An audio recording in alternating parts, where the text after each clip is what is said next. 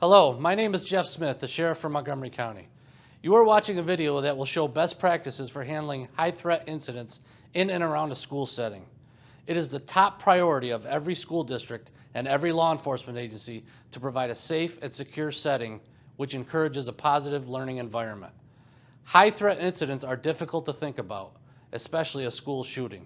While the topic is unpleasant, these kinds of events do take place, and all school employees, students, parents, and visitors are required to know what is expected of them during an event. Please know that this video is designed to educate and not frighten. Although the situations presented in the next few minutes may be troubling, the more prepared you are for an event of this magnitude, the more likely you will be able to act in a way that will enhance the safety of our school community when it is needed the most. We are very serious about your safety, the safety of students, staff, parents, and visitors who enter the buildings. Although this entire video takes place in a school setting, if you are a business, government entity, church, or other public place, the best practice concepts are the same. Please envision yourself in your work environment and take the lessons provided forward in order to increase the safety of all. Let's get started. The Montgomery County School Districts take pride in being a safe place to learn and grow. However, it is possible for someone to come onto campus to cause harm or threaten our students, staff, and visitors. Our school safety administration partnered with all Montgomery County law enforcement, and they work hard every day in an effort to promote a safe environment. Should the unthinkable happen in one of our schools, we must know how to react to help lessen the impact and to help protect ourselves and others. Recently, schools throughout the country have fallen victim to horrific incidents. Realizing this, we strive to prepare ourselves and others to react in a way to help prevent injuries and save lives. Although highly unlikely, you could be faced with a situation in which an armed aggressor is threatening your safety and those around you. Today, we would like to introduce a program called A.L.I.C.E. The acronym A.L.I.C.E. stands for Alert, Lockdown, Inform, Counter, and Evacuate. The proper use of these 5 steps can help save your life or the lives of others. The acronym A.L.I.C.E. seems like sequential steps for you to follow.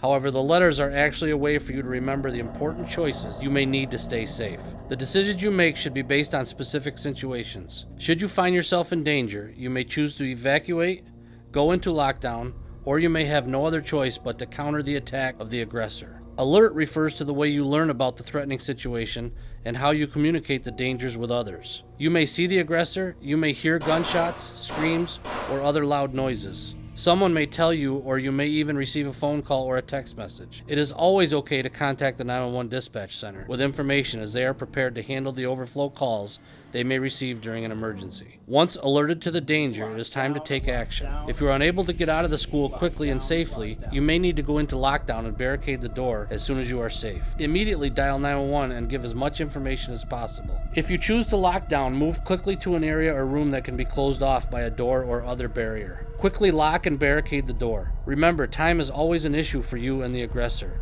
If you are able to stack chairs, desks, tables, and other things against the doorway, the threatening person will likely move to another area instead of wasting time to climb over or move the objects in an attempt to get into a room. The aggressor's goal is to do as much harm as possible before the police intervene. Once you have locked and barricaded the door, quickly move to an area out of sight and quickly start formulating a plan on how to respond should the aggressor try to get into your safe area. Coordinate your actions. Start gathering several items that you can use to protect yourself. Every room has something that can be used to distract or defend from the aggressor's attack. Communicate the plan with the people around you. Don't wait for the aggressor to get into the safe area. To have a plan of action, please know the police are trained to respond immediately. The police are not there to care for those injured or to stop and try to get people out of the building. Their mission is to stop the aggressor from harming others as quickly as possible. Staying informed is also very important. If you see or hear something that can help the police, someone in your room should immediately call or text 911 and give the information to the dispatcher. Telling the 911 dispatcher what you have seen or heard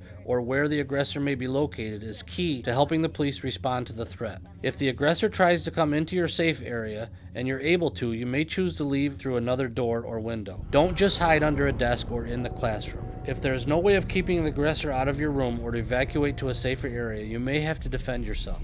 If you decide to counter the aggressor's attack, you may be able to distract and disrupt the aggressor's plan. Put the aggressor on the defensive and maybe even able to disarm or subdue the aggressor until police arrive. Once on the floor, try to separate the weapon from the aggressor, but never pick it up or handle it. If possible, hold the aggressor down on the floor until the police arrive. If you are staying in the room, carefully place a trash can or large object over the weapon and guard it until police arrive. If the person on the floor is still a threat, you may choose to leave the room. If you leave with the weapon, place it in a trash can, box, or other container so you will not be mistaken by the police as the aggressor. As you enter into the hall or exit the building, you may want to place your hands above your head with your fingers spread and exiting the school to show police that you are not the aggressor. The A.L.I.C.E program is designed to help teach students and employees of the Montgomery County School Districts how to react based on any type of threatening situation. Only confront the aggressor if it is obvious that you are in immediate danger, and if there is no other way to lock down or evacuate the area. In the collaboration with the Montgomery County School Districts, all Montgomery County law enforcement has implemented this school intruder training for staff and students on campus. We are always looking for innovative ways to keep our students and faculty safe while in attendance at our school buildings. This A.L.I.C.E program takes massive steps in that direction. Thank you. The safety of students and staff is the #1 priority of every school in our region. The professional law enforcement community in our county clearly shares that priority. Together, we will continue our determined and vigilant efforts to ensure safety in our schools. To that end, we emphasize that anyone who believes a threat of violence exists against one of our schools should immediately report those suspicions to the school's administration and law enforcement.